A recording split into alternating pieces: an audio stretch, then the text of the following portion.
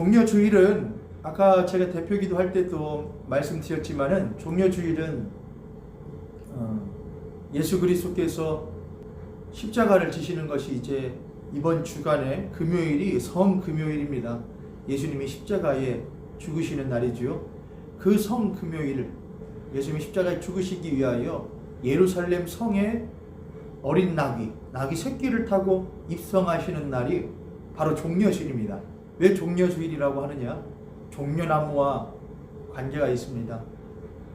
이스라엘 백성들이 예수님께서 어린 나귀를 타고 예루살렘에 입성하실 때에 자신들의 옷을 다 벗어서 겉옷을 벗어서 마치 레드카펫처럼 예루살렘 성으로 들어가는 그 길에 다 깔아놓고 종려나무까지 침엽수죠. 삐죽하게는 그거를 흔들면서 환호를 하고 연호를 하지요.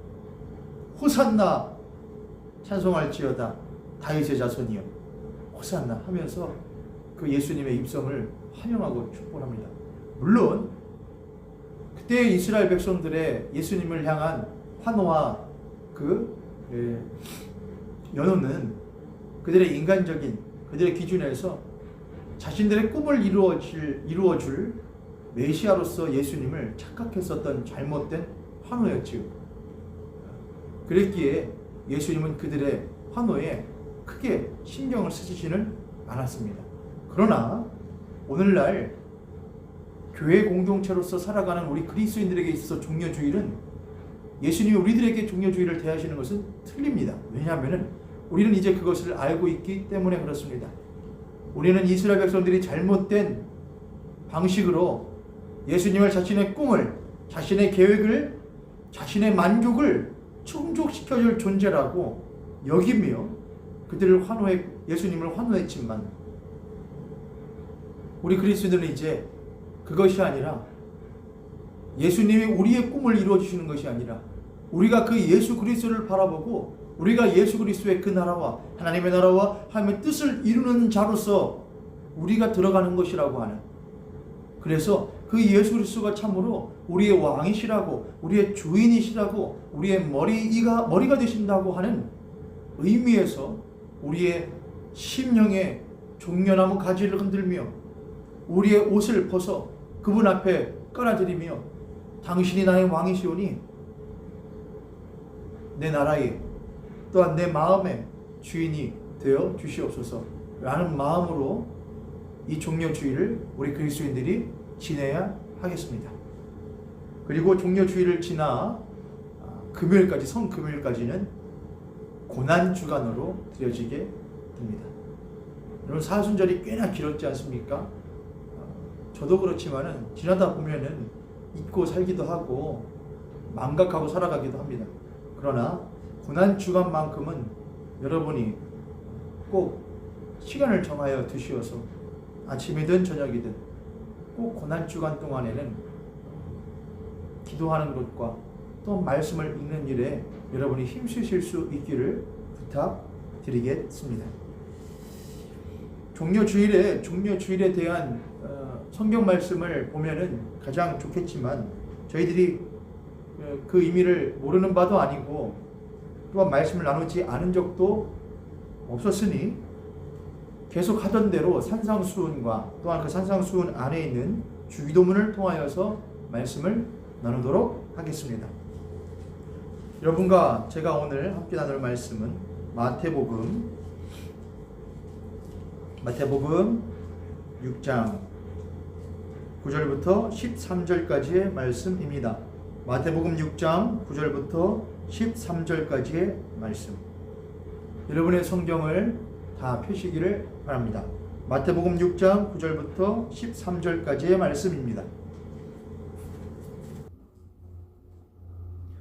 다 찾으신 줄로 믿고 하나님의 말씀 받들어 읽도록 하겠습니다. 마태복음 6장 9절부터 13절 한 목소리로 읽겠습니다. 그러므로 너희는 이렇게 기도하라. 하늘에 계신 우리 아버지여, 이름이 거룩히 여김을 받으시오며 나라가 임하시오며 뜻이 하늘에서 이루어진 것 같이 땅에서도 이루어지이다.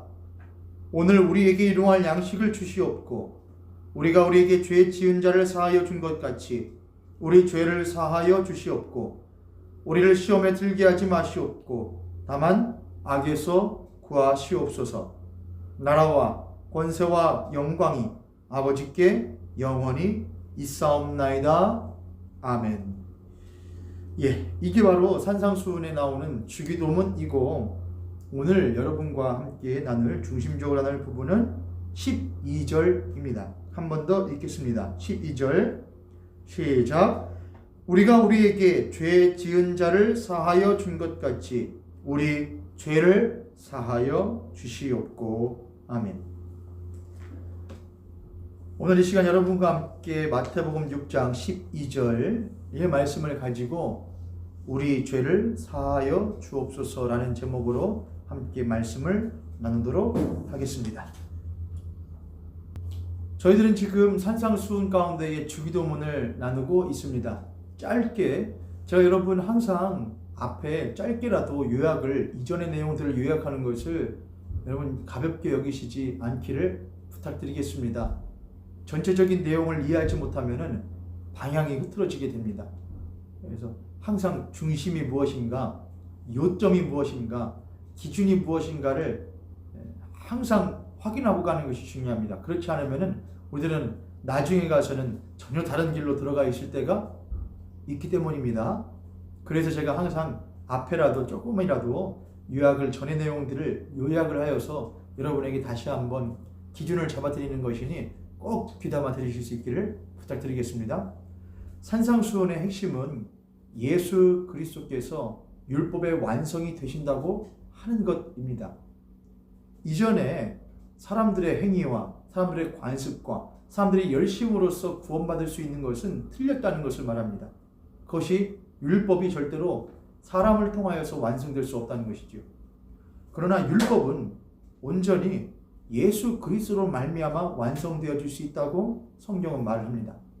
그 율법의 완성을 위해서 예수님이 오셔서 이 앞에 있는 사람들에게 새롭게 너희들이 예전에는 이렇게 들었거니와 나는 너에게 이렇게 말하노니 라고 하며 예수 그리스도로 말미암아 구원받는 것이 무엇이며 성장 성숙하여 가는 것이 무엇인지를 팔복을 통하여서 말씀하여 주셨지요. 심령이 가난한 자부터 모든 뒤에 가는 8가지의 복들, 그 모든 것들은 우리들의 어떤 정서적인 것이나 우리의 지성적인 것이나 그런 것들의 깨우침이나 변화를 말하기보다도 예수 그리스도로 말미암은 우리의 존재의 변화를 말하는 것이 팔복입니다. 그 이후에 예수님께서는 예수 그리스도가 세상의 빛과 소금이시고 율법의 완성이시고 그 이후에 어떻게 예수 그리스도가 그 율법을 완성하시는지 너희들이 예전에는 이렇게 들었던 것이 본래는 이러한 것이야. 또한 본래는 나를 통하여 이렇게 이루어지는 것이라고 설명을 쭉 하던 것을 우리들이 기억해 볼 수 있을 것 같습니다. 다 잃어버리셨다는 것 제가 어느 정도는 알고 있지만 지금 제가 이렇게 말하면 맞아 그랬었지 라고 생각나시리라고 제가 믿도록 하겠습니다. 그렇게 쭉 나가다가 예수님께서 기도를 가르치게 되시는 것이죠. 기도라고 하는 것은 프로시코마이라고 한다고 했죠.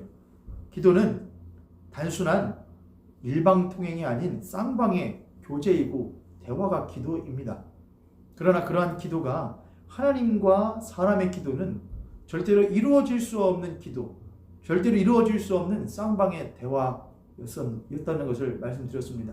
그래서 그 가운데에 반드시 내게 중보의 역할을 하셔야 될 분이 필요하시다고 말씀드렸죠. 그것이 바로 예수 그리스도와 성령님이십니다. 우리는 예수 그리스도의 이름으로 말미암아 성령 하나님의 도우심을 통하여 하나님 아버지께 기도할 수 있게 되는 것이죠. 그러면서 예수님께서는 제자들에게 기도에 대하여서 너희는 이렇게 기도하라고 아주 기도에 대하여 규칙을 정해놓아 주십니다. 이것은 단순히 어떤 우리들이 외워야 될 신앙의 고백문도 아니고 우리의 기도문의 주문도 아닙니다. 주기도문은 말 그대로 예수 그리스도께서 우리에게 가르쳐 주신 하나님과 우리가 하나님과 죄인인 하나님과 사람이 어떻게 올바른 쌍방의 관계를 교제를 할 수 있는지에 대하여 가르쳐 주시는 지침입니다. 단순히 그냥 주기도문을 외운다고 하여 주기도문을 아는 것이 절대로 아니라는 것이지요. 다시 한번요. 주기도문은 하나님과 인간 사이에 올바른 관계가, 올바른 쌍방의 교제가 어떻게 이루어질 수 있는지를 예수님께서 하나하나 설명해 주시는 것이라는 것입니다. 중요한 것은 그 주기도문의 핵심 또한 누구이시냐? 예수 그리스도이시라는 것이지요. 그래서 주기도문은 어떻게 시작을 하느냐? 하나님이 누구이신지에 대하여 먼저 알려주게 되는 것이고, 그 다음에 우리가 무엇을 통하여서 살아야 되는 존재인지를 말하게 됩니다. 첫 번째, 하나님은 누구이신가? 하나님은 누구이신가? 그 하나님을 어떻게 대해야 하는가? 인간은 어떤 존재인가? 인간은 뭘 위하여 살아야 되는가? 그렇게 나누어져 있는 것이죠. 첫 번째로, 하나님은 누구이신가? 계시는 분이요. 이미 계시는 하나님. 이전에도 계셨고, 오늘도 계시고, 장차 영원토록 계실 하나님. 그분은 우리와 다르신 분이에요. 그분은 우리와 다른 피조물이 아닌 창조주셔요. 그분은 하나님 스스로 계시는 분이시라는 것이죠. 그분은 계시는 분이에요. 우리가 없다고, 우리가 모른다고, 우리가 부정한다고 하여서 부정되어지거나 잊혀지거나 없는 분이 절대로 아니시라는 겁니다. 그분은 우리의 이해관계를 떠나서 계시는 분이라는 것이죠. 창조주이시라는 것입니다. 어디에 계신다는 겁니까? 하늘이요. 그 하늘은 저 삼층천 하늘, 보이지 않는 그 영원한 영적인 곳에도 계시고, 이 우주에도, 온 우주에도 계시고, 이 지구에도 계시고, 내가 사는 이 땅에도 계시고, 이 모든 것들이 다 무엇이냐? 하늘이라는 것이죠. 삼층천, 밑에 하늘, 그리고 이 땅의 하늘, 이 모든 하늘의 하나님은 계신다는 것입니다. 근데 그 하늘이 곧 누구이시냐? 하나님이시라는 것이죠. 하늘은 하나님이 계시는 공간을 말하는 것이기도 하지만 하나님 그분 자체를 히브리인들은 하늘로서 표현하기도 했기 때문에 그렇습니다. 그런데 그 하늘이 무엇이 되요? 이 땅에 내려와 우리와 같은 사람이 되셨다는 것이죠. 무엇 하시기 위하여? 우리 안에 계시기 위하여. 그렇습니다. 하늘이 땅이 되어 우리와 같은 이들 안에 그 하늘이 들어오시게 되신 것이죠. 우리 안에 거하시기 위하여, 우리의 주와 우리의 하나님 아버지가 되시기 위하여 말입니다. 그게 하늘에 계신, 그리하여 우리는 이미 계시던 분이 우리 안에 하늘의 모든 곳에 계심으로 말미암아 우리는 그분을 이제 무엇이라고 부를 수 있게 되었느냐? 그분을 영접할 때에 그분을 하늘에 계시는 우리 아버지라고 부를 수 있게 된 것이죠. 그리고 그 우리에는, 우리로서만은 절대로 우리라고 부를 수 없는데, 그 우리라고 하는 그 무리에 누가 중심으로 계시기에 이 기도를 알려주신 예수님께서 그 중심에 계시기 때문에 우리는 그 예수 그리스도를 중심으로 하여, 그 예수 그리스도로 말미암아, 그 예수 그리스도를 통하여, 그 예수 그리스도 안에서 그 예수 그리스도와 함께 하나님을 아버지라 부를 수 있게 된 것입니다. 할렐루야. 그게 하늘에 계신 우리 아버지입니다. 그분을 위하여 우리는 무엇을 하게 되냐? 아버지의 이름이 거룩히 여김을 받으시오며, 아버지의 이름을 알지 못하고 그 아버지 이름을 부정하며 그 아버지 이름을 거룩히 여기기보다는 더럽게 여기며 그 아버지 이름을 처참하게 끌어뭉개는 이 세대와 또한 이 세대 가운데 살아가는 나를 살펴보며 하늘에 계신 우리 아버지의 그 아버지 되심과 그 아버지의 존재를 참으로 아버지를 아버지로서, 하나님을 하나님으로서, 창조주를 창조주로서 여기는 것, 대하는 것이 그 이름을 거룩히 여기는 것입니다. 그분은 우리가 거룩히 여기지 않아도 그분 자체로 거룩하시며 흠이 없으신 분이십니다. 문제는 우리에게 있는 것입니다.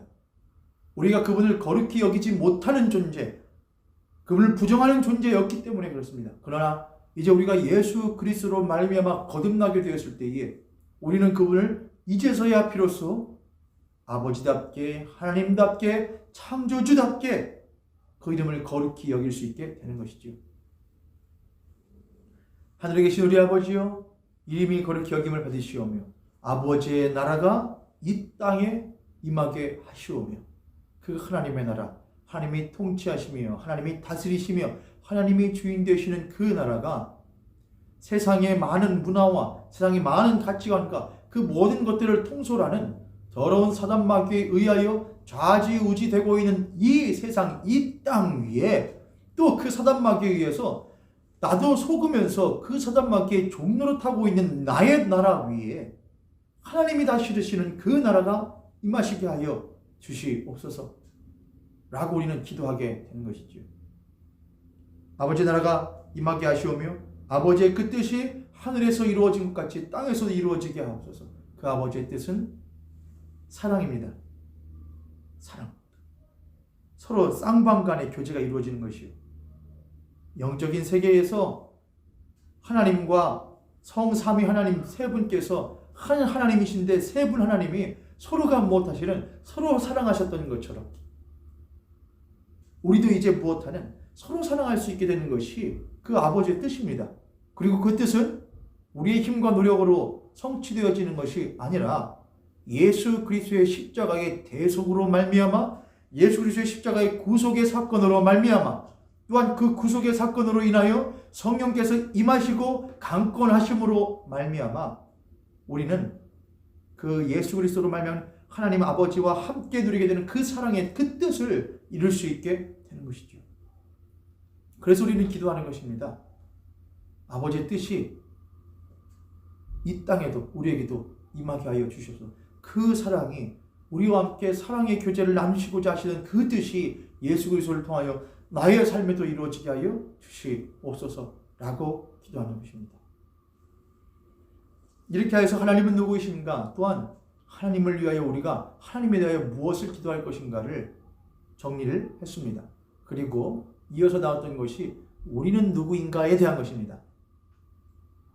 우리에게 일용할 양식을 주시옵고 그 일용할 양식이라고 하는 것은 제가 많이 올려놨으니 설교가 다 유튜브에 올라가 있지 않습니까, 여러분? 꼭 들어보십시오, 여러분.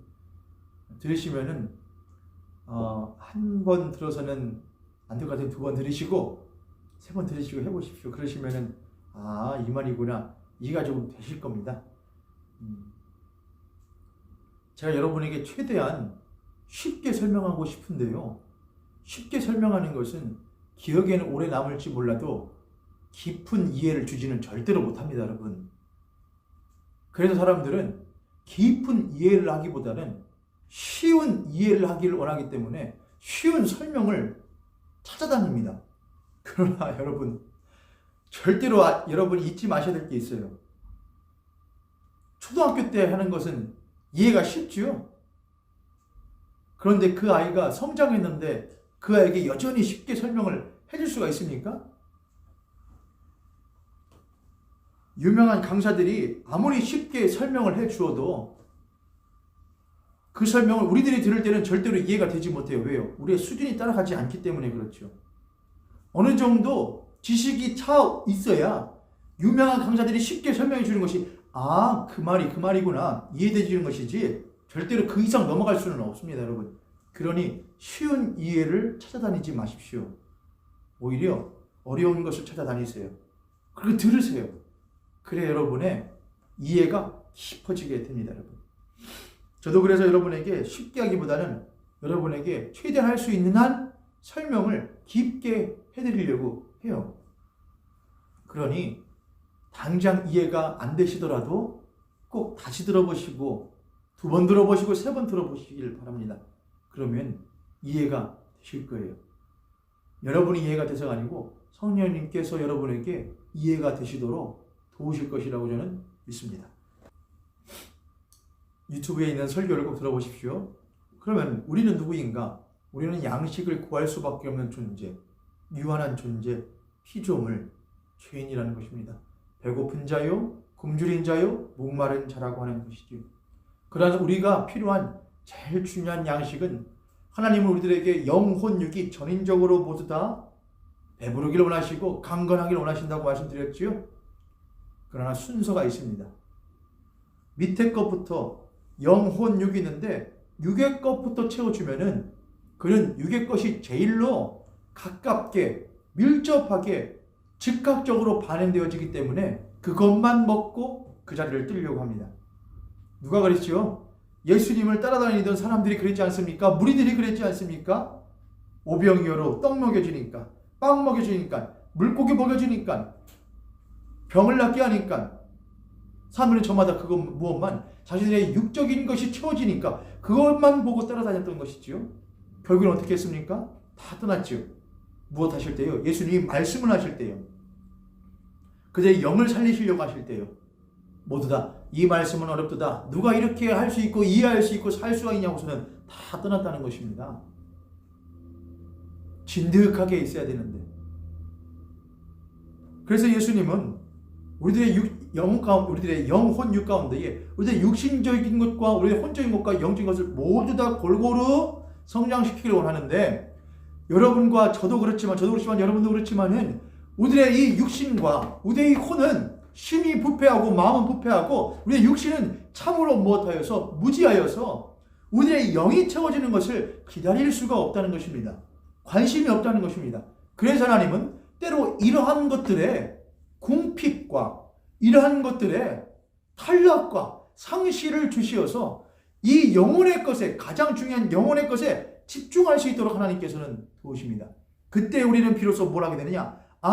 육의 것 먹어도 혼의 것 먹어도 우리의 영이 먹지 못하면은 참으로 살 수 없는 존재라고 하는 것을 절감하게 되고, 돈이 많아도 건강이 있어도 재물이 있고 권세가 있어도 그의 영이 죽었다는 것을 알면 십자가 앞에 나와 당신 없이 내가 살 수 없는 존재이오니 나를 도와주시옵소서. 예수 그리스도가 내가 먹어야 할 참된 양식이오니 당신을 먹게 하여 주시옵소서. 당신을 날마다 나에게 허락하여 주시옵소서. 그렇게 구할 수 있게 되는 것이죠. 그래서 때로는 우리가 우리의 삶 가운데에 궁핍이 찾아올 때에, 어려움이 찾아올 때에 그것을 우리의 삶에 찾아오는 어려움으로 여기기보다는 하나님을 만날 수 있고 하나님께만 집중할 수 있는 광야의 시간으로 이해하는 것도 바로 그러한 이유 때문입니다.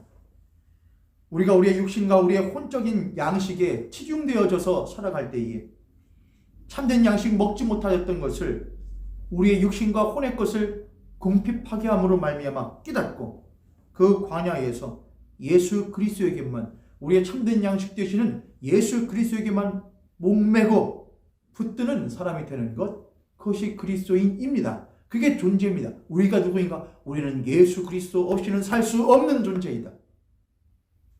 아멘. 그렇게 할 때에 그는 비로소 하나님 말씀하신 것처럼 너희는 먼저 그의 나라와 그의 의를 구하라. 그러면 이 모든 것을 못하시리라, 더하시리라. 더하신다는 것은 양식 주신다는 것은 우리가 원하는 만큼 주신다는 것이 아닙니다, 여러분. 우리가 구하는 만큼 주신다는 것이 아닙니다. 하나님이 보시기에 좋으신 대로 주시는 것이죠. 가끔 이런 분들이 있더라고요. 네 구하는 대로 받을 거라고, 구하는 대로 여러분이 구하라고 그래서 크게 입을 벌리라고 많이 받으라고. 감당하실 수 있으십니까? 자신 있으십니까? 저는 쓰러지고 넘어지는 많은 사람들을 수도 없이 들었고 봤습니다. 처음에는 감당할 수 있을 것이라고, 하나님이 주시는 축복을 자신이 선용할 수 있을 것이라고 생각했는데 그 이후에 그것에 치여서 살아가던 사람들을 많이 봅니다. 은사를 받고 능력을 받고 지혜를 받고 지식을 받고, 그러나 그것이 나중에는 그들의 올무가 되어서 살아가는 것들을 보게 됩니다. 우리는 겸손할 줄 알아야 됩니다. 그래서 하나님께 혹 내가 구하고 싶은 것이 이만큼일지라도 예수님처럼 기도해야 되죠. 아버지의 뜻이거든 뜻대로 하시옵소서. 내 뜻대로 하지 마옵소서. 그렇게 기도해야 진짜 그리스도인 아닙니까? 하나님, 내 뜻이라니 내 뜻을 이루어 주시옵소서. 구합니다. 1000번, 1000번째 기도를 드립니다. 40일 금식 기도입니다. 내 뜻을 이루어 주시옵소서. 그것은 기도가 아닙니다. 일방통행이잖아요. 뭘 해야 돼요? 하나님, 나에게 말씀하시옵소서. 당신의 뜻이 나에게 이루어지기를 원합니다. 그렇게 기도해야 되는 것이 그리스도인의 올바른 자세인 줄 믿습니다. 그것에 이어서서 이제 오늘 우리가 나누는 우리 죄를 용서하여 주시옵소서라고 하는 기도가 등장하게 됩니다. 두 가지를 좀 중점적으로 봐야 될 것 같습니다. 첫 번째는 우리가 항상 성경을 대할 때에 가져야 되는 자세인데요. 첫 번째는 그 본래의 성경 본문이 가지고 있는 내용이 어떠한 것이냐 하는 것이죠. 두 번째는 그 앞뒤에 문맥을 보았을 때에 그 내용을 어떻게 볼 수 있느냐. 이 두 가지를 하지 않으면 잘못하면 우리는 우리식대로 해석할 수가 있게 됩니다. 우리가 일반적으로 우리가 우리에게 죄 지은 자를 사하여 준 것 같이 우리의 죄를 사하여 주옵시고라는 것을 우리가 지금까지 이해하고 있던 것을 한번 생각해 보십시오. 우리는 아마도 대개는 이렇게 이해를 하고 있습니다. 우리가 우리에게 누구가 상해를 가하거나 피해를 입히지요. 우리에게 죄를 지은 것이지요. 그럼 우리는 그 사람에 대해서 나한테 죄 지었네? 나도 똑같이 되갚아 줄까? 라고 했다가 우리가 우리에게 죄 지은 자를 용서하여 준 것 같이 용서하여 주어야 하나님이 우리가 하나님께 죄 지은 자를 지은 것을 용서해 주시지. 하나님께 우리가 지은 죄를 용서 받으려면 우리가 그 사람의 죄를 용서해 줘야 되지. 그러니 확 때리고 싶지만 내가 한번 넘어간다. 이런 것으로 이해하는 경우들이 가끔 있습니다. 그러나 절대로 그렇지가 않다는 것을 여러분에게 우선적으로 말씀드립니다. 왜 이러한 오해가 생기느냐? 두 가지가 되지 않았기 때문입니다. 성경 원문에 어떻게 기록하고 있느냐를 보지 않기 때문이고, 두 번째는 문맥을 보고 앞뒤의 관계를 생략하고 보기 때문에 그렇습니다. 그냥 그것만 해도 우리가 우리에게 죄 지은 사람을 용서하여 주어야 하나님 우리에게 죄 지은 것을 용서하여 주시는 거야. 단순히 이렇게만 하는 것은 아주 얕은 이해라는 것이지요. 그러면은 성경은 우리에게 무엇을 말하고 있는가? 먼저 원문은 이렇게 말하고 있습니다. 제가 원문을 찾아보니까 이렇게 번역이 되어 있더라고요. 우리에게 일용할 양식을 주옵소서라고 한 것 이어서, 그리고 우리가 우리에게 빚진 자들을 용서한 것과 같이 당신은 우리의 죄들을 우리에게 용서하소서. 다시 한번요. 그리고 우리가 우리에게 빚진 자들을 용서한 것과 같이 당신은 우리의 죄를, 이것은 똑같이 빚입니다. 빚. 당신은 우리의 빚을 우리에게 용서하소서. 반복할게요, 여러분. 한 번 더 합니다. 그리고 우리가 우리에게 빚진 자들을 용서한 것과 같이 당신은 우리의 빚을 우리에게 용서하소서. 그것이 원문에 나와 있는 내용입니다. 여기서 나오는 죄라고 하는 부분이 있죠. 우리가 우리에게 죄 지은 자를 용서해 준 것 같이. 그럼 죄라는 것이 무엇이냐? 죄는 일반적으로 사용할 때에 두 가지로 쓰는데, 첫 번째는 여러분 제가 많이 말씀드렸죠. 하마르티아라고 합니다. 하마르티아. 죄를 하마르티아라고 하거든요. 이 하마르티아라고 하는 것은 이제 헬라어인데, 하마르티아는 두 가지 의미가 있습니다. 관역을 비껴나가다, 궤도를 벗어나다라는 뜻이지요. 그러니까 본래에 가야 할 목적지가 아닌, 본래 가야 할 관역이 아닌 다른 곳으로 향하게 되는 것. 우리가 하나님께로 올바르게 가야 될 그 방향이 비틀어져서 그 관역과 궤도를 이탈하는 것. 그것이 죄다. 또한 이 하마르티아에는 또 다른 의미가 있는데, 그것은 무엇이냐면은 본래의 짝이 아니다. 본래의 짝이 아니다. 그러니까 내 짝이 아니라는 것이지요. 그럼 내 짝이 아니면은 다른 짝을 만나고 있다는 것이지요. 그래서 하마르티아는 결혼과의 의미에서 생각해보면 참 의미가 명확해집니다. 내 짝이 아닌 다른 짝. 그러니까 우리가 하나님이 나의 무엇이신데 나의 남편 되시고 나의 짝이 되시는 것인데, 하나님과 함께 동행하는 내가 하나님과 짝인데 우리가 그 대상을 하나님이 아닌 다른 것으로, 그것을 우리는 뭐라고 하죠? 우상이라고 하죠. 우상을 나의 짝 삼아서 살아갈 때 우리는 뭐냐? 죄라고 합니다. 죄. 그런데 오늘 이 마태복음 6장 12절에서는 이 죄를 하마르티아가 아닌 다른 단어로 사용하고 있다는 것입니다. 그건 무엇이냐? 하마르티가 아닌 오펠레이에마타라고 해요. 오펠레이에마타. 오펠레이에마타. 이 발음이 오펠레이에마타냐 오페일레마타냐 뭐 중요한 건 아니에요. 여러분 이제 어차피 시험 보시는 거 아니니까요. 아무튼 의미가 하마르티아라는 것과 오펠레이에마타, 오페일레마타, 아무튼 이 두 가지의 의미가 있다는 겁니다. 하마르티아는 관역을 벗어나다, 제짝이 아니다, 두 가지 의미라고 했죠. 근데 오늘 본문에 쓰여진 이 오펠레이에마타라고 하는 것은 다른 의미를 갖고 있는데 뭐냐면은 빚을 지다입니다. 빚을 지다. 빚지다예요. 빚지다. 채무를 말합니다. 채무. 그러니까 이렇게 되는 것이죠.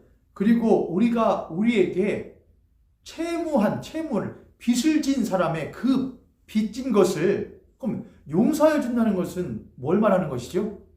그 빚진 것을 나에게 진 빚을 무엇하여 줄 때에 똑같아야 되잖아요. 금전적으로 빚을 졌으면은 만약에 빚진다는 것은 금전적인 의미가 크니까요. 금전적으로 빚진 것을 무엇하여 준다? 탕감하여 준다는 것이 용서해 준다는 의미가 되겠죠. 우리가 우리에게 빚진 사람의 그 빚을 탕감하여 준 것 같이 하나님은 우리가 당신에게 빚진 것을 우리에게 탕감하여 주시옵소서. 이런 의미가 된다는 것이죠. 이해가 되셨죠, 여러분? 어렵지 않죠? 자, 우리는 중요한 것을 알게 되었어요. 하나님, 그리고 그리고 나에게 빚진 사람, 이렇게 있다는 것이죠. 하나님이 계시고 내 이웃이 있어요. 그리고 내가 있어요. 근데 내 이웃에 대해서 이웃이 나에게 빚을 져요. 얘는 채무자예요. 나에게 빚이 있어요. 근데 내가 그를 못 해줘요? 그 빚을 탕감해줘요. 그런데 이렇게 보니까 나는 하나님께 뭐가 있느냐? 빚이 있어요. 큰 빚이 있어요. 근데 그 하나님이 그 빚을 못 해주셔요? 탕감을 해주셔요. 이러한 관계가 설정되어져 있다는 것이죠. 이제 이것을 조금 더 이해하기 위해서는 이제 문맥을 좀 봐야 될 것 같습니다. 우선은 전제들을 깔아놓고 제가 나중에 퍼즐 맞추듯이 한번 맞춰볼게요. 용서라고 하는 것은 탕감이라고 말을 했습니다. 그런데 그 이 용서를 탕감과 함께 문맥을 살펴볼 때에 우리에게 일용할 양식을 주옵시고라고 그랬죠. 양식을. 그 양식과 이 탕감해 주는 것이 관련이 있을까요? 없을까요? 당연히 있죠. 이거는 연계되어져 있는 것이거든요. 우리가 우리에게 양식이 있지 않으면 우리는 탕감을 해줄 수가 없습니다. 우리에게 빚을 졌어요. 근데 나는 그 빚을 탕감해주고 싶은 마음도, 탕감해주고 싶은 금전적인 여유도, 혼적인 여유도 무엇도 안 돼요. 그럼 내가 어떻게 그것을 탕감해줄 수가 있겠어요? 예수님께서 들었던 비유 가운데 이런 비유가 있는데 빚진 두 사람이 나타납니다.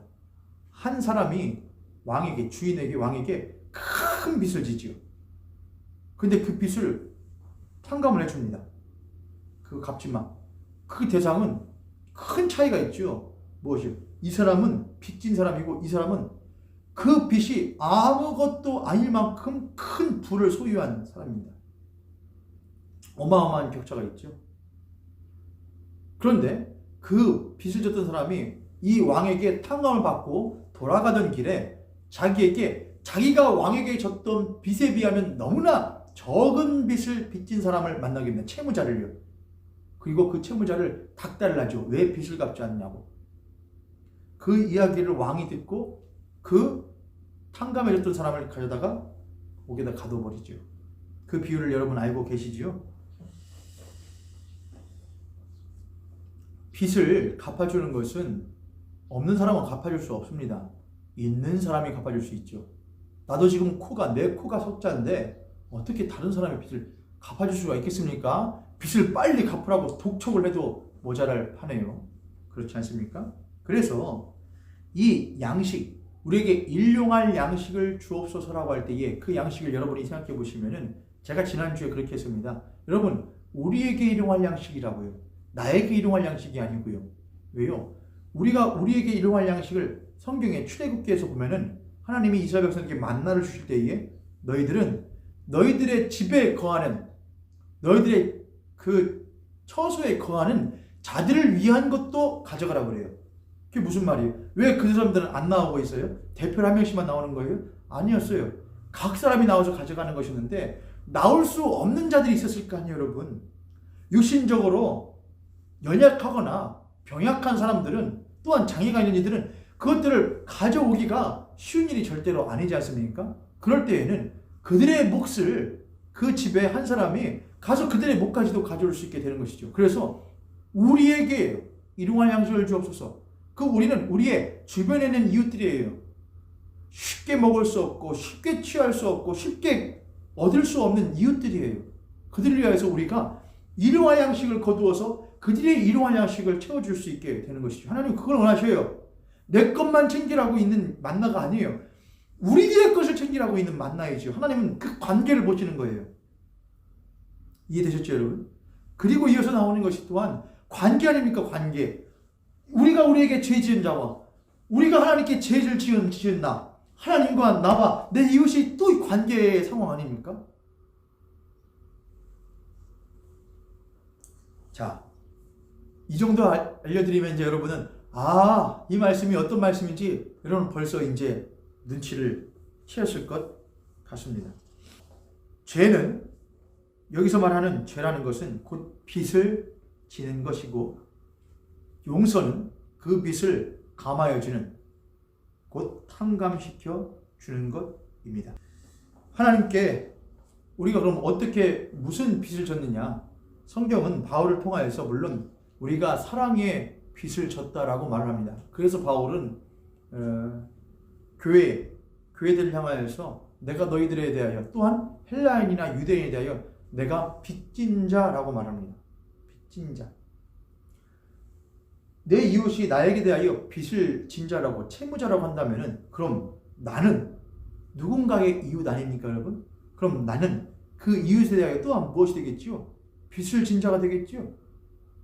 그렇죠, 여러분.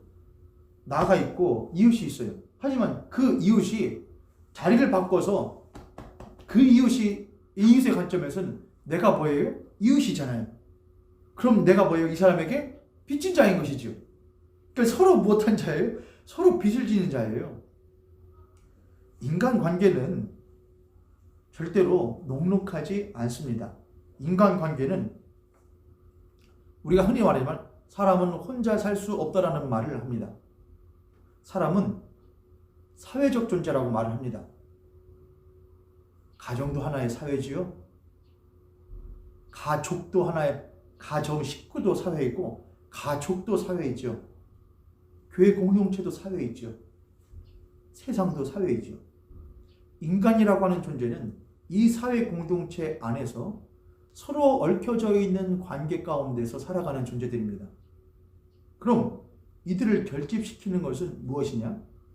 돈도 아니고 권력도 아니고 취미도 아니고 그런 것도 아닙니다. 제일 중요한 건 서로가 서로를 아는 것입니다. 그것이 그 사회를 가장 못하게 하느냐? 결집시켜 줍니다.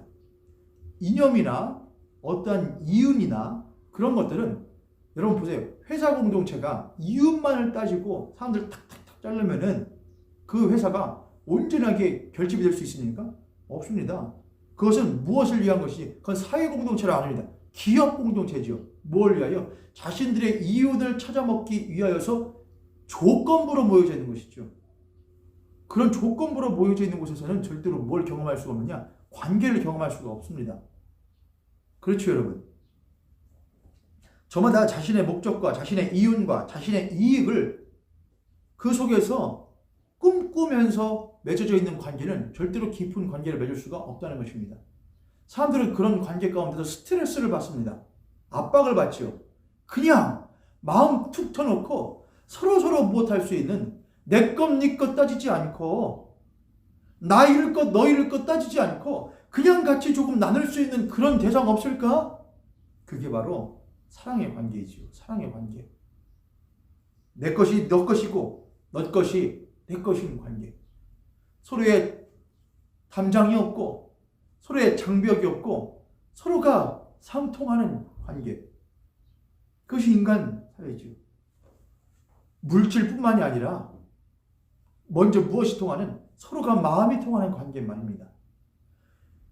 그런 걸 보면은 참 인간이라고 하는 존재는 서로에게 무엇 지고 사는 사람들이구나. 빚을 지고 사는 사람들. 제가 좋아하는 가수 가운데에 한 분 있는데 임재범 씨요. 임재범 씨의 그 노래 가운데에 어쩜 우린 복잡한 인연에 서로 얽혀있는 사이인가 봐. 사람인가 봐. 나는 갚지도 못할 만큼 많은 빚을 지고 있어. 뭐 이런 가사가 있거든요. 죄송합니다. 갑자기 노래를 불러서. 근데 그 가사 보세요, 여러분. 빚을 지고 있대요. 뭐야? 사랑을 받고 있다는 것이죠. 받으면 되잖아요, 그냥. 그렇게 못해요. 왜요?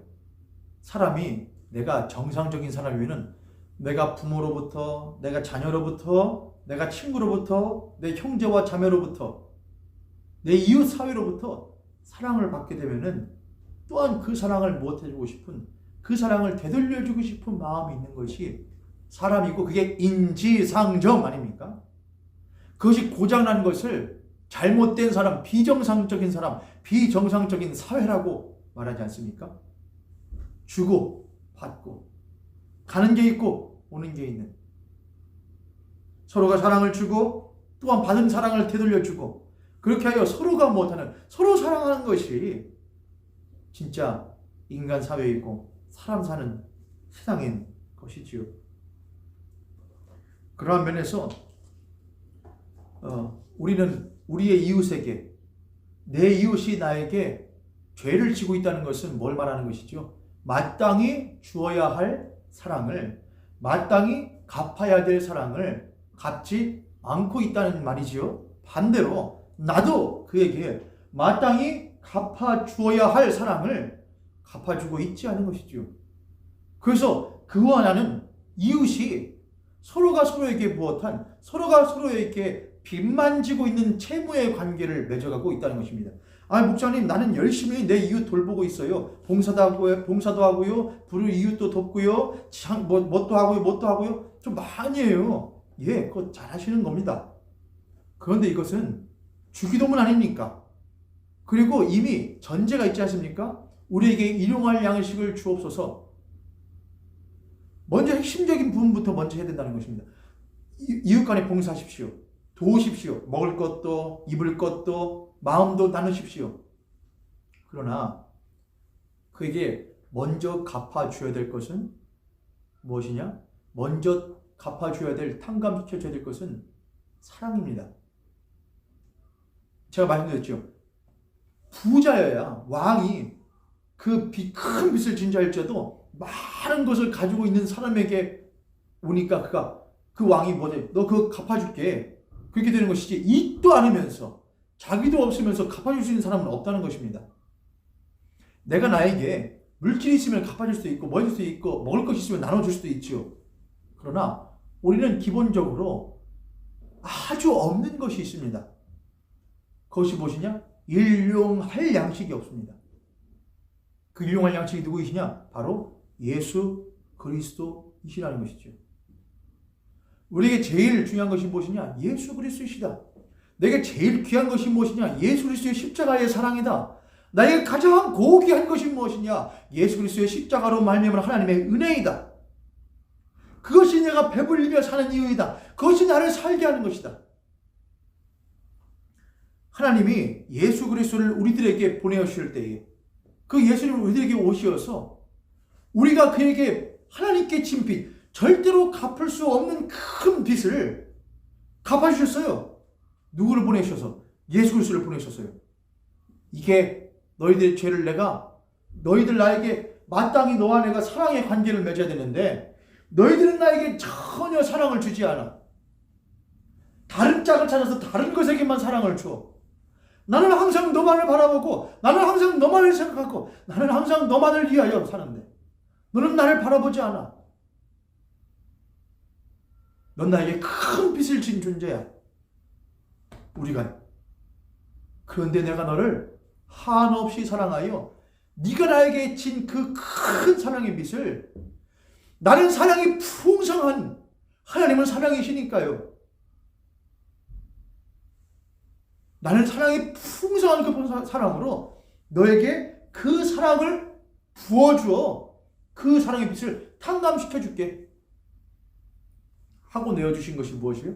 하나님 그분 자신이요. 그분 자신이 십자가에 죽으심으로 우리들에게 자기 자신을 내어주시는 것이요. 우리는 그래서 우리가 갚을 수 없는 빚을 탕감받을 뿐 아니라 또다시 사랑의 빚진 자가 되어버렸어요. 음식의 빚진 자가 아니에요.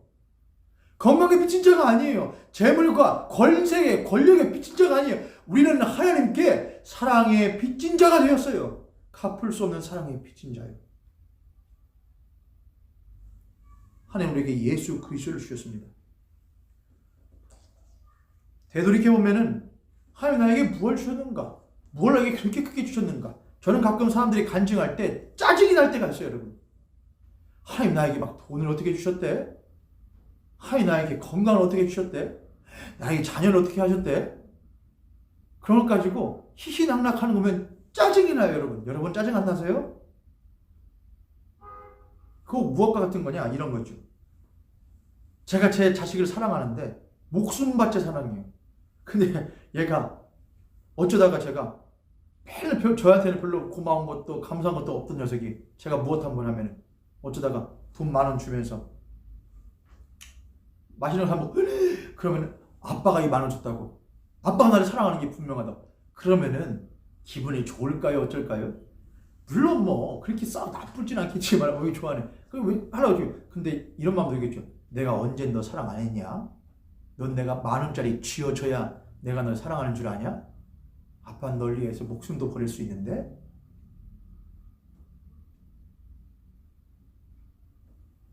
마찬가지로 하나님 우리에게 가장 큰 사랑을 주셨죠. 가장 중요한 양식을 주셨죠. 그게 뭐예요? 예수 그리스도이시잖아요. 예수 그리스도를 우리들에게 값없이 거저 주셨잖아요. 그런데 우리는 맨날 뭐 조그만 거, 병 나은 거, 물질 해결된 거, 취업 해결된 거, 가족사, 일륜지대사들 잘 치러진 거, 그렇게 좋대요. 그래서 감사하대요. 됐다고요. 그런 감사는 평소에도 그렇게 감사하지 않았으면 그런 감사는 하등에 필요가 없는 감사예요. 그렇지 않습니까? 하나님 기분 나쁘게 하시는 거죠. 평소에도 없어도 하나님 감사에 죽을 것 같아요. 왜요? 내가 가만히 생각해 보니까 하나님 당신 자신을 나에게 주셨잖아요. 그것보다 더 큰 게 어디 있어요, 하나님? 하나님 당신께서 주시는 돈이 좋은 게 아니고요. 당신 주시는 건강이 좋은 게 아니고요. 있으면 좋겠지만, 있으면 쓰겠지만은 난 그것보다도 하나님 당신이 나에게 가장 중요한 존재이세요. 당신의 사랑 없이는 내가 살 수 없는 존재라는 것, 당신 나에게 양식으로 주지 않으면 당신 없이는 내가 살 수 없는 존재라는 걸 당신 아시지요? 빛이 없어도, 음성이 없어도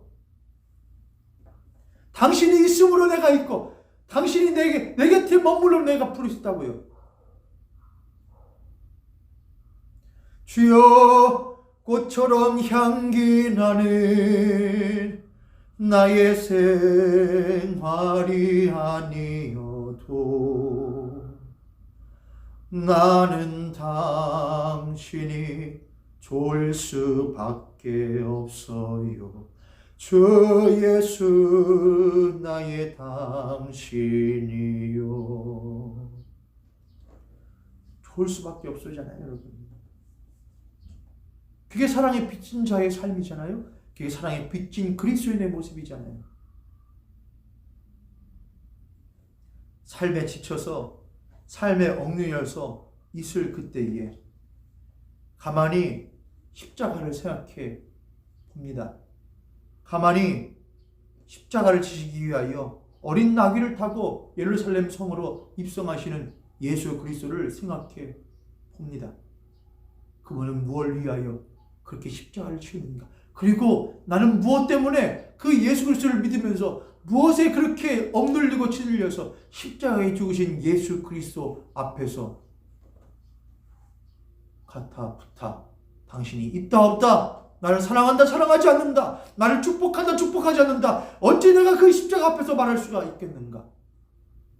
한번 생각해 봅니다. 그저 십자가만 생각하면, 그저 예수 그리스도만 생각하면은 1000번을 불러봐도 감사한 것 뿐이어야 할 내가, 그 큰 사랑의 빛을 친 내가 어느새 이 하나님께 나아가서 나에게 비친 것 있지 않냐고, 왜 사랑을 주지 않냐고 오히려 그분에게 따지고 있지는 않는가? 내가 그 하나님께 비친 그 사랑이, 탕감받은 그 사랑이 얼마나 큰지를 알면은 나에게 그 조금 비친 사람들, 그들에게 나 이렇게 큰 탕감을 받아서 근데 내가 돌아보니 네가 나에게 비친 것은 그나 아무것도 아니더라. 내가 이 큰 사랑을 받았으니 오히려 이 큰 사랑을 너에게 못해 줘야겠다, 흘려 보내줘야겠다. 내가 너에게 줄 금은 없고 내가 너에게 줄 무엇은 없지만은 내가 내 주 예수 그리스도의 이름으로 명하노니, 그 십자가의 사랑으로 명하노니, 그 당시 예수 그리스도의 십자가의 사랑이 너의 양식이 될지어다. 내가 먹은 그 예수 그리스도가 너에게도 참된 생명의 양식이 될지어다. 우리는 왜 그렇게 말하지 못하냐? 우리는 왜 그렇게 말하지 못하고 늘상 사람들에게 왜 나 사랑하지 않아? 왜 나 인정하지 않아? 왜 나 돌아보지 않아? 왜 나를 높여주질 않아? 왜 우리는 그들에게 항상 빚 갚으라고 요구만 하고 있냐는 것입니다.